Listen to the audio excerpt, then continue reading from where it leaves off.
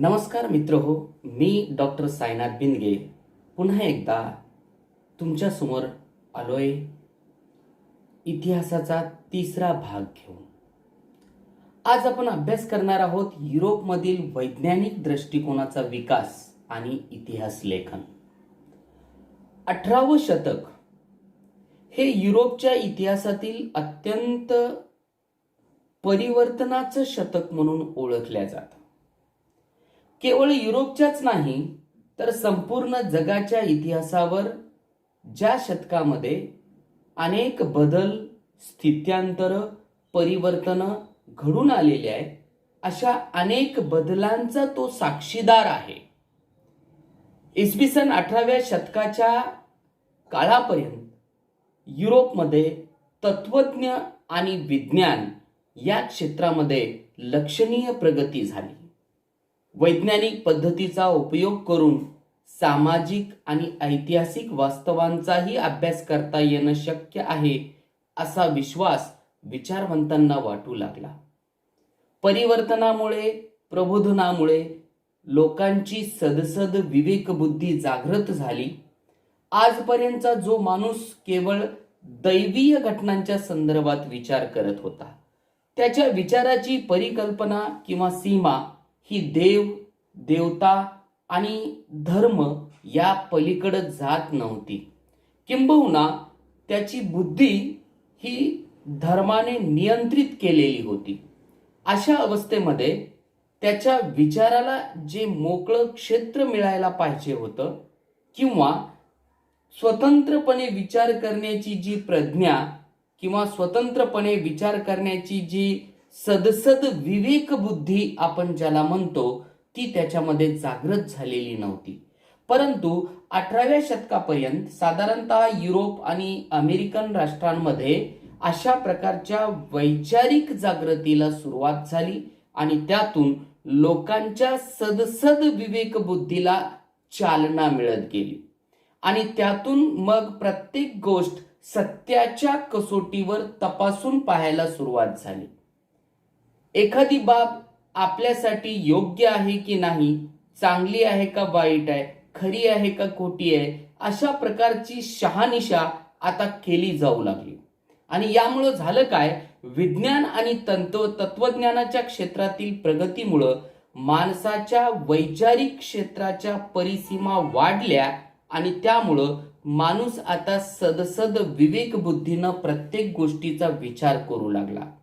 यातूनच मग माणसाला असं वाटायला लागलंय की विज्ञान आणि तंत्रज्ञान वेगवेगळ्या क्षेत्रामध्ये एवढ्या जलद गतीनं विकसित होत असताना आपण आपल्या सामाजिक आणि ऐतिहासिक वास्तवांचाही विचार या अनुषंगानं केलं पाहिजे. आपण विज्ञान आणि तंत्रज्ञानाच्या मदतीनं ऐतिहासिक सत्य लोकांसमोर कसं मांडता येईल, इतिहासाचं संशोधन जास्तीत जास्त शास्त्रशुद्ध कसं करता येईल, किंवा आपल्या सामाजिक ज्या काही जाणीवा आहेत, आपल्या ऐतिहासिक ज्या काही जाणीवा आहेत, त्या सगळ्यांचा आपण पुनर्विचार केला पाहिजे, त्याची पुनर्मांडणी केली पाहिजे, असाही एक विश्वास या विचारवंतांना वाटायला लागला. आणि त्यातूनच पुढील काळामधील अमेरिकेतल्या, युरोपमधल्या अनेक इतिहासकारांनी इतिहास आणि इतिहास लेखन या विषयासंबंधी खूप विचारमंथन केलं आणि त्यातून मग इतिहास लेखनामध्ये वस्तुनिष्ठ इतिहास लेखनाला महत्त्व प्राप्त होत गेले. आपल्यासमोर आता पहिला प्रश्न निर्माण झाला असेल, तो म्हणजे वस्तुनिष्ठ इतिहास लेखन म्हणजे काय. वस्तुनिष्ठ इतिहास लेखन याला आपल्याला या अनुषंगानं सांगता येईल की जेव्हा एखादा इतिहासकार एखाद्या विषयाची मांडणी करत असतो, ती मांडणी करत असताना तो त्या घटनेकडं कोण्या दृष्टिकोनातून पाहतो. जेव्हा एखादा इतिहासकार एखादा विषय निवडतो आणि तो निवडल्यानंतर जेव्हा त्या विषयाची तो मांडणी करतो, ती मांडणी करत असताना त्याचा जो दृष्टिकोन आहे तो किती निपक्षपाती आहे, म्हणजे त्यानं कशा प्रकारे कुठलाही भेदभाव किंवा पक्षपात केला नाही, यावरून त्याच्या इतिहास लेखनाचा दर्जा किंवा यावरून त्याच्या इतिहास लेखनाची जी क्वालिटी आहे ती निश्चित केली जाते. वस्तुनिष्ठता म्हणजे काय, तर एखादा विषय मांडत असताना किंवा एखाद्या विषयाची संरचना करत असताना त्या विषयाकडे पूर्णपणे निपक्षपाती भावनेतून पाहणे आणि कुठल्याही प्रकारचा भेदभाव किंवा पक्षपात न करता वस्तुनिष्ठ म्हणजे जी घटना जशी घडली तशी लोकांसमोर मांडण्याचा प्रयत्न करणे याला वस्तुनिष्ठता असं म्हणतात. आणि 18व्या शतकामध्ये विज्ञान आणि तत्वज्ञानाच्या प्रगतीसोबतच इतिहासामध्ये वस्तुनिष्ठ इतिहास लेखनाला महत्त्व प्राप्त होत गेलं आणि तेव्हापासून इतिहास लेखनाची एक वेगळी दिशा किंवा एक वेगळा अप्रोच इतिहासकारांसमोर निर्माण झाला. साधारणतः 18व्या शतकाच्या अगोदर आपण जर बघितलं तर संपूर्ण माणसाच्या विचारांचा जो केंद्रबिंदू आहे तो देव, दैवीय घटना, धर्म आणि त्या संदर्भात होणाऱ्या वेगवेगळ्या हालचाली एवढ्यापुरतच ते मर्यादित राहिलेलं होतं. किंबहुना सर्वत्र युरोपमध्ये विद्यापीठांमध्ये वेगवेगळ्या सामाजिक क्षेत्रांमध्ये किंवा वैचारिक क्षेत्रांमध्ये ईश्वर विषयक चर्चा आणि त्या संदर्भातचं तत्वज्ञान याच गोष्टीवर जास्तीत जास्त मंथन केल्या जात असायचं. किंवा एखादा विचार, एखादा ग्रंथ जरी लिहायचा असेल तर तो देव किंवा दैवीय घटनांच्या संदर्भात तो मांडला जात असायचा. म्हणजे सर्वत्र व मानवी जीवनावर धर्म आणि ईश्वर यांचं पूर्ण नियंत्रण असल्याचं आपल्याला 18व्या शतकाच्या अगोदर पाहायला मिळते. परंतु 18व्या शतकानंतर जेव्हा प्रबोधन म्हणजे वैचारिक जागृती, पुनर्विचार किंवा पुनर्जागृतीला सुरुवात झाली तेव्हापासून माणसाच्या सदसद विवेक बुद्धीला जशी जशी चालना मिळत गेली त्या प्रमाणात त्यानं आपल्या स्वतंत्र प्रज्ञेनं प्रत्येक घटनेकडं, प्रत्येक वस्तूकडं, प्रत्येक विचाराकडं पाहायला सुरुवात केलं आणि त्यातून त्याला अनेक नवीन सत्य समोर येत गेले आणि त्यातूनच त्याचा जो वैचारिक दृष्टिकोन आहे तो व्यापक होत गेला. या सगळ्याच प्रयत्नांचा एक भाग म्हणजे हळूहळू संपूर्ण युरोप आणि अमेरिका खंडातील देशांमधलं चित्र बदलायला लागलं आणि जसं जसं हे विज्ञान आणि तंत्रज्ञानाची प्रगती होत गेली त्याच प्रमाणात इतिहासाचं संशोधन, इतिहासाकडे पाहण्याचा जो दृष्टिकोन आहे तो दृष्टिकोनही हळूहळू बदलायला लागला.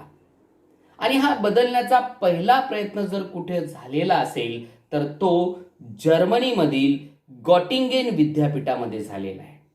1737 मध्ये जर्मनीमधील गॉटिंगेन विद्यापीठाची स्थापना झाली आणि या विद्यापीठानं पहिल्यांदा इतिहास हा एक स्वतंत्र अभ्यासाचा विषय आहे म्हणून त्याच्या स्वतंत्र अभ्यासाला विद्यापीठामध्ये सुरुवात केली. जर्मनीतल्या गॉटिंगेन विद्यापीठानं हा प्रयोग केल्यानंतर आणि इतिहासाचा एक स्वतंत्र अभ्यास विषय म्हणून अभ्यास करायला सुरुवात केल्यानंतर जर्मनीतल्या इतर विद्यापीठांनीही इतिहासाला एक स्वतंत्र विषय म्हणून अभ्यास करायला सुरुवात केलं. आणि झालं काय, हळूहळू त्यानंतर संपूर्ण युरोपमध्ये आणि त्यानंतर संपूर्ण जगामध्ये अनेक विद्यापीठातून इतिहास हा विषय एक स्वतंत्र विषय म्हणून त्याचा स्वतंत्र अभ्यासाला, संशोधनाला आणि इतिहास लेखनाला सुरुवात झाली. आणि त्यातून युरोपमधील वैज्ञानिक दृष्टिकोनाचा जसा जसा विकास होत गेला त्या प्रमाणात इतिहास लेखनामध्ये सुद्धा आधुनिक दृष्टिकोनाचा अवलंब करण्याचा प्रयत्न वाढत गेला.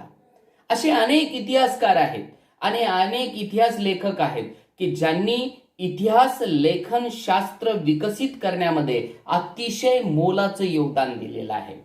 हे ते इतिहासकार आहेत ज्यांनी इतिहास लेखनाला शास्त्रीय दृष्टिकोनातून मांडण्याची सुरुवात करून दिली. हे ते इतिहासकार आहेत ज्यांनी इतिहास म्हणजेच आधुनिक इतिहास लेखनाचा पाया रचण्याचं काम केलेलं आहे. हे ते इतिहासकार आहेत ज्यांनी आधुनिक इतिहास लेखन कसं असावं, त्यामध्ये कोणत्या दृष्टिकोनाचा अवलंब केला जावा, साधनं कशी वापरावीत, त्याचं विश्लेषण कसं करावं, इतिहासाची मांडणी कशी करावी, अशा एक ना अनेक वेगवेगळ्या पैलूंवर वेगवेगळ्या दृष्टिकोनातून इतिहास लेखनाचा स्वतःचा नवा दृष्टिकोन त्यांनी समाजासमोर मांडण्याचा प्रयत्न केला. आणि या सर्व इतिहासकारांमध्ये काही युरोपियन इतिहासकारांचा अभ्यास आपल्याला या धड्यामध्ये करायचा आहे. त्याच्यामध्ये मला वाटते पहिलं नाव आपल्याला घ्यावं लागेल ते म्हणजे रेने देकार्त. रेने देकार्त हा फ्रान्सचा तत्वज्ञ आहे आणि तो विचारवंत पण होता आणि इतिहास लेखन हे शास्त्रशुद्ध असलं पाहिजे या विचार मांडणाऱ्यांमध्ये तो अतिशय अग्रभागी असल्याचं आपल्याला पाहायला मिळते. साधारणतः रेने देकार्तचा कालखंड जर बघितला तर तो 1596 ते इसवी सन 1650 पर्यंतचा आहे. म्हणजे साधारण 17व्या शतकाच्या पहिल्या अर्धामध्ये तो या ठिकाणी होऊन गेल्याचं आपल्याला दिसून येईल. रेने देकार्तनं इतिहास लेखनासाठी वापरल्या जाणाऱ्या ऐतिहासिक साधनांची, विशेषतः कागदपत्रांची विश्वासार्हता तपासून घेणं आवश्यक आहे असं मत आग्रहानं मांडलेलं आहे. रेने देकार्त काय म्हणतो तर त्याचा पहिला विचार असा आहे की आपण जे इतिहास मांडायला जात आहोत किंवा आपण इतिहास मांडण्यासाठी जे वेगवेगळी कागदपत्र गोळा करतो, वेगवेगळी साधनं गोळा करतो, वेगवेगळे पुरावे गोळा करतो, तर तो असं म्हणतो की जी कागदपत्र आपण इतिहास लेखनासाठी वापरणार आहोत त्या कागदपत्रांची सत्य असत्यता म्हणजेच त्यांची विश्वासार्हता अगोदर पडताळून पाहणं आवश्यक आहे. म्हणजे ज्या साधनांच्या सहाय्यानं तुम्ही इतिहास लिहिणार आहात ती साधनं अगोदर विश्वासार्ह असतील तरच तुमचा इतिहास हा खऱ्या साधनांच्या आधारावर सत्य इतिहास लोकांपर्यंत पोहोचवता येईल. एवढंच नाही तर रेने देकार्तनं एक पुस्तक लिहिलेलं आहे. त्याच्या पुस्तकाचं नाव आहे डिस्कोर्स ऑन द मेथड. हा जो त्याचा ग्रंथ आहे या ग्रंथामध्ये एक नियम शास्त्रशुद्ध संशोधनाच्या दृष्टीनं फारच महत्वाचा मानला जातो. तो नियम असा आहे की एखादी गोष्ट सत्य आहे असं निसंशयीरित्या जोपर्यंत प्रस्थापित होत नाही तोपर्यंत तिचा स्वीकार कदापि करू नये.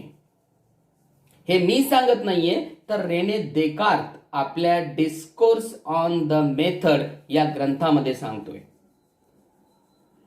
त्याचा हा नियम काय सांगतो तर तो असं सरळ सरळ सांगतो की इतिहासामध्ये एखादं सत्य एखाद्या इतिहासकाराने जर मांडलेलं असेल किंवा ऐतिहासिक माहिती जर तुमच्या समोर वाचण्यासाठी ठेवली असेल तर ती ऐतिहासिक माहिती स्वीकारण्या अगोदर ती माहिती किंवा ते ऐतिहासिक सत्य जोपर्यंत निसंशयीरित्या म्हणजे अनडाऊटफुली कुठल्याही प्रकारचा संशय शिल्लक उरता कामा नये, जोपर्यंत ते निसंशयीरित्या सत्य म्हणून प्रस्थापित होत नाही तोपर्यंत आपण तिचा कदापि स्वीकार करू नये. याचा अर्थ रेने देकार्तला असा अपेक्षित आहे की एखाद्या इतिहासकाराला एखादा पुरावा मिळाला आणि त्या आधारे जर त्याने इतिहासाची मांडणी केली आणि तो इतिहास जर आपण अंतिम सत्य म्हणून स्वीकारला आणि कदाचित त्यावर अजून नवीन संशोधन जर झालं किंवा त्यावर अजून नवीन पुरावे जर उपलब्ध झाले तर कदाचित वेगळा इतिहास, त्यापेक्षा वेगळा इतिहास आपल्या अभ्यासासाठी समोर येऊ शकतो. म्हणून रेने देकार्त असं म्हणतो की अंतिम सत्य जोपर्यंत निसंशयीरित्या प्रस्थापित होत नाही तोपर्यंत आपण त्याचा कदापि स्वीकार करू नये. हा नियम मांडणारा पहिला इतिहासकार म्हणजे रेने देकार्त होय. रेने देकार्त नंतर ज्या इतिहासकाराचं नाव युरोपमध्ये प्रामुख्याने घेतलं जातं, विशेषतः ज्याचं नाव फ्रेंच राज्यक्रांतीमध्ये सुद्धा घेतलं जातं, असा तत्वज्ञ, विचारवंत किंवा इतिहासकार ज्याचं नाव आहे व्हॉल्टेर. व्हॉल्टेरचा कालखंड जर बघितला तर तो साधारण इसवी सन 1694 ते 1778 एवढा आहे. व्हॉल्टेरचं मूळ नाव फ्रान्सवा मरी अरुये असं होतं. फ्रेंच राज्यक्रांतीच्या काळामध्ये आपण व्हॉल्टेरचं नाव ऐकलेलं आहे. तो त्याच्या उपरोधिक इतिहास लेखनासाठी किंवा उपरोधिक मांडणीसाठी फार प्रसिद्ध होता आणि त्याच्या या लिखाणामुळेच त्याला फ्रान्समधून अनेकदा हद्दपार सुद्धा करण्यात आलेलं होतं. फ्रेंच राज्यक्रांतीमध्ये ज्या 3 प्रमुख विचारवंतांचा किंवा ज्या विचारांचा अभ्यास केला जातो त्यामध्ये मॉन्टेस्क्यू, व्हॉल्टेर आणि रुसो. त्यामध्ये व्हॉल्टेरचं नाव आपल्याला घेता येतं. व्हॉल्टेरनं जसं तत्वज्ञानामध्ये आपले विचार मांडलेले आहेत त्याचप्रमाणे इतिहासामध्ये सुद्धा व्हॉल्टेरचं फार मोठं मोलाचं योगदान असल्याचं आपल्याला दिसून येतं. व्हॉल्टेर असं म्हणतो की इतिहास लेखनासाठी केवळ वस्तुनिष्ठ सत्य आणि घटनांचा कालक्रम एवढ्यावरच आपल्याला लक्ष केंद्रित करता येत नाही. जनरली आपण इतिहास म्हणलं की वस्तुनिष्ठ इतिहास मांडणे, जे सत्य आहे ते लोकांसमोर मांडणे आणि कालबद्ध किंवा कालक्रम पद्धतीनं मांडणे, यावर जास्तीत जास्त इतिहासकारांचं लक्ष असल्याचं दिसून येत होतं. त्यावेळेस व्हॉल्टेरनं असं सांगितलं की इतिहास लेखनासाठी केवळ वस्तुनिष्ठ सत्य किंवा कालक्रम एवढ्यावरच आपल्याला लक्ष केंद्रित करता येत नाही, तर त्यासोबत तत्कालीन समाजाच्या परंपरा काय आहेत, व्यापार कसा आहे, आर्थिक व्यवस्था कशी आहे, शेती कशी आहे आणि या संदर्भात इत्यादी सर्व गोष्टींचा विचार करणं अत्यंत आवश्यक आहे. हा विचार पहिल्यांदा मांडणारा विचारवंत इतिहासकार जर कोणी असेल तर तो व्हॉल्टेर आहे. व्हॉल्टेर काय म्हणतो की इतिहासामध्ये केवळ वस्तुनिष्ठ सत्य किंवा कालक्रम याला महत्त्व देऊन चालत नाही, तर आपल्याला तत्कालीन समाजाच्या परंपरा काय होत्या, समाज कसा होता, समाजाचं जीवन कसं होतं, त्यावेळेसचा व्यापार कसा होता, कोणकोणत्या गोष्टी आयात केल्या जात असाव्यात, कोणकोणत्या गोष्टी निर्यात केल्या जात असाव्यात, शेतीची अवस्था काय होती, पिकं कोणती घेतल्या जात होती, किती हंगाम होते, त्यासोबत अर्थव्यवस्था कशी होती, अर्थव्यवस्थेचा प्रकार कोणता होता, अशा एक ना अनेक सर्व अंगाने आपल्याला मानवी जीवनाच्या इतिहासाचा अभ्यास करता आला पाहिजे. व्हॉल्टेर असं म्हणतो की इतिहासाची मांडणी करताना मानवी जीवनाचा सर्वांगीण विचार व्हायला हवा.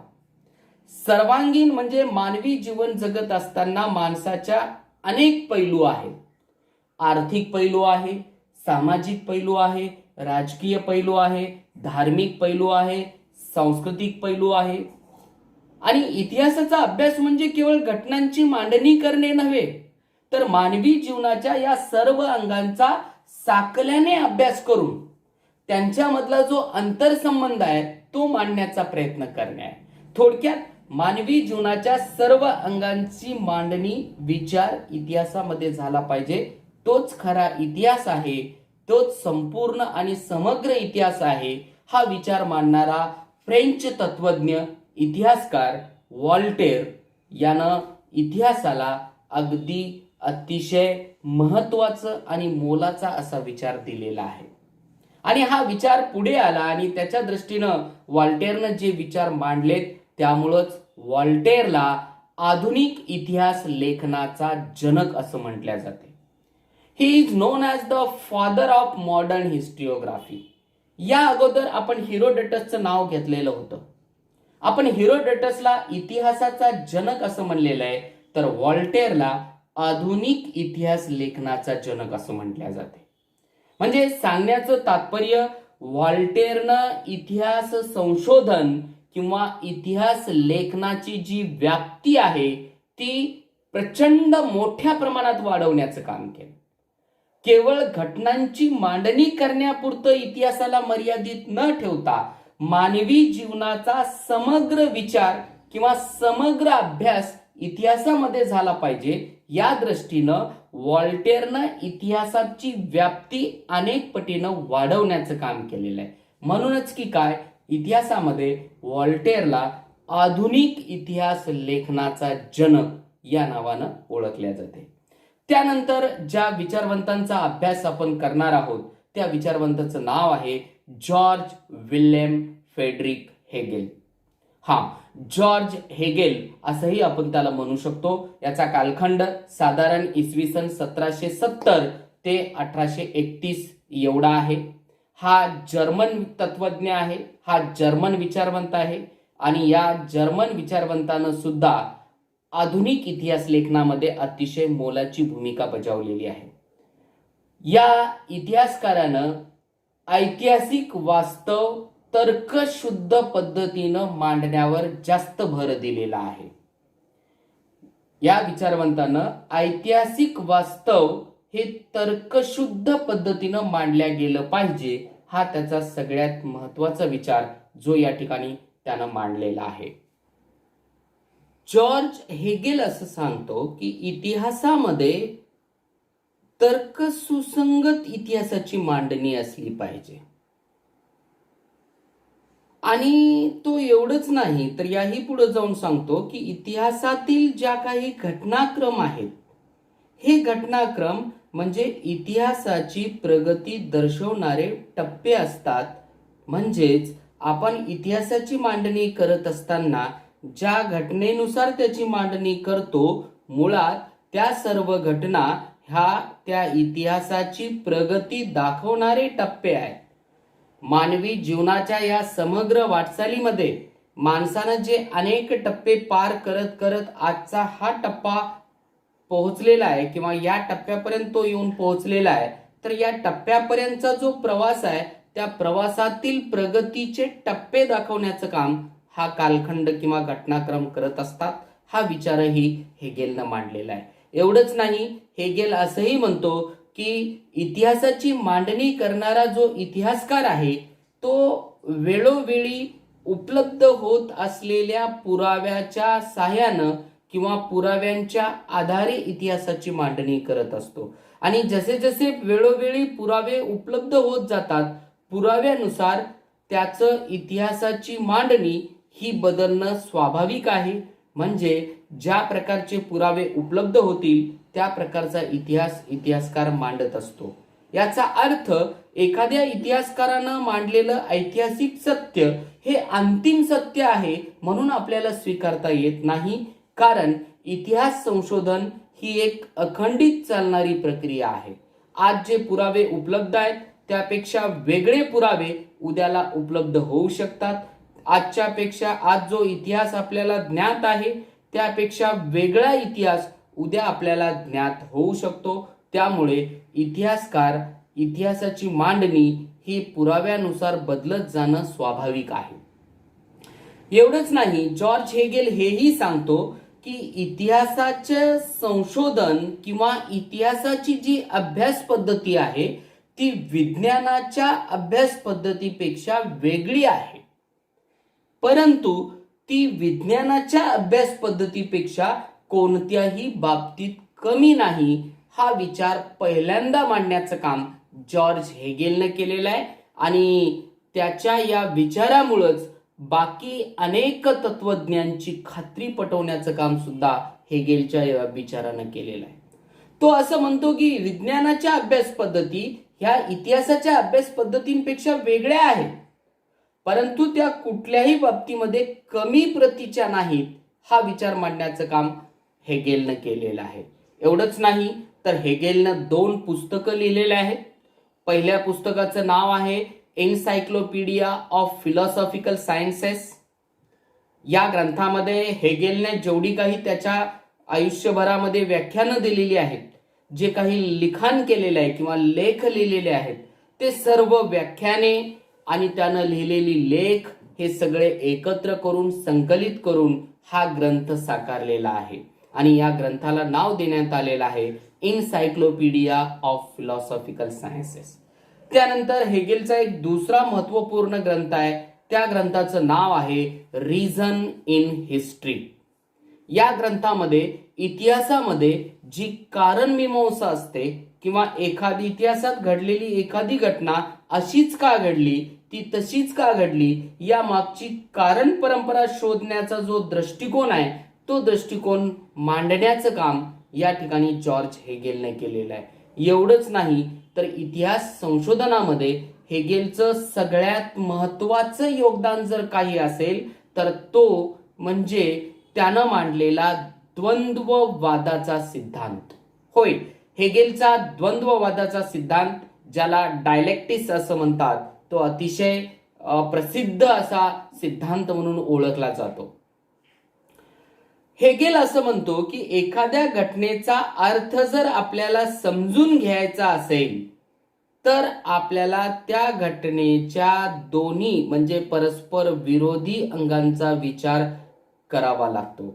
त्या घटनेची दोन परस्पर विरोधी बाजूंमध्ये वर्गवारी करावी लागते. जोपर्यंत आपण त्या दोन घटना दोन्ही बाजूंचं पूर्ण आकलन करून घेत नाही तोपर्यंत त्या घटनेचं पूर्ण आकलन आपल्याला होत नाही. म्हणजेच एखाद्या घटनेची खरी आणि खोटी बाजू, चांगली किंवा वाईट बाजू, अशा दोन्ही बाजूंचा अभ्यास केला पाहिजे. याला हेगेलनं द्वंद्ववाद असं म्हटलेलं आहे. डायलेक्टिक्स, टू अपोजिट डायलेक्टिक्स असंही म्हटलेलं आहे. या सिद्धांतामध्ये हेगेल असं सांगतो की समाजामध्ये, कोणत्याही समाजामध्ये पहिल्यांदा एक विचार असतो, एक सिद्धांत असते आणि तो सिद्धांत प्रस्थापित असतो. तो सिद्धांत सर्व लोकांना मान्य असतो, त्यामुळे तो प्रस्थापित असतो. परंतु काही काळ लोटल्यानंतर तो सिद्धांत जुना पडायला लागतो आणि जुना झाल्यानंतर म्हणजे काही काळ लोटल्यानंतर त्या सिद्धांताला छेद देणारा एक प्रतिसिद्धांत तयार होतो आणि त्यातून त्या दोन सिद्धांतात वैचारिक संघर्ष होते, तर्काधिष्ठित उहापोह होतो आणि दोघांचं सार ज्यामध्ये सामावलेलं आहे, दोघांचे विचार ज्यामध्ये सामावलेले आहेत, असा एक नवीन विचार पुन्हा जन्माला येतो. तो पुन्हा सिद्धांत असतो.